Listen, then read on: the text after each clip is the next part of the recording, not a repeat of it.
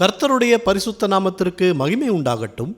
இந்த நாளிலும் கர்த்தர் நமக்கு தரக்கூடிய நல்வார்த்தை சங்கீதம் 91 அதிகாரம் 14 வசனம்.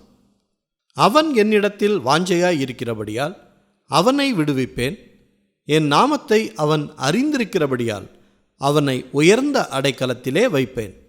பிரியமானவர்களே, கர்த்தருக்கு மனிதரிடத்தில் உள்ள ஒரே எதிர்பார்ப்பு தன்னிடத்தில் அன்பாய் இருக்க வேண்டும், தன்னிடத்தில் வாஞ்சையாய் இருந்து அவர் வழிகளில் நடந்து சத்தியத்தை காத்துக்கொள்ள வேண்டும் என்பதே.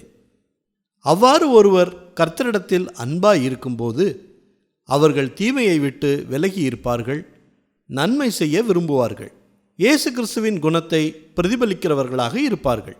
அப்போது கர்த்தர் அவர்களுடைய கட்டுக்களையெல்லாம் முறித்து அவர்களை விடுவிப்பார். கர்த்தர்தான் இந்த விடுதலையை கொடுத்தார் என்று அறிந்து கர்த்தருடைய நாமத்தை துதிக்கும்போது அவர்களை உயர்ந்த அடைக்கலத்திலே வைப்பார். ஜெபிப்போமா. நல்ல தகப்பனே, இந்த நல்வார்த்தையை தந்ததற்காக நன்றி செலுத்துகிறோம்.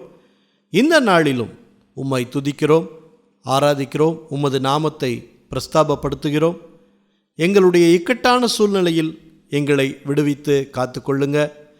நாங்கள் உம்மேல் மட்டுமே வாஞ்சையாயிருக்கிறோம். நீரே என் அடைக்கலம், என் கோட்டை, என் தேவன், நான் நம்பியிருக்கிறவர் என்று சொல்லுகிறோம். பொல்லாப்பு நேரிடாமல், வியாதிகள் எங்களை அணுகாமல் பாதுகாத்து கொள்ளுங்க. நாங்கள் போகிற பாதையில் எங்கள் கால்கள் இடராமல் பாதுகாத்து வழி நடத்துங்க. எல்லா துதி கன மகிமை எல்லாவற்றையும் உமக்கே செலுத்துகிறோம். இயேசு கிறிஸ்துவின் நாமத்தில் ஜெபிக்கிறோம் பிதாவே. ஆமேன், ஆமேன். இந்த நல்வார்த்தையை மற்றவர்களுக்கும் பகிருங்கள், அவர்களுக்கும் ஆசீர்வாதம் கிடைக்கட்டும். கர்த்தர் உங்களை அளவில்லாமல் ஆசீர்வதிப்பாராக.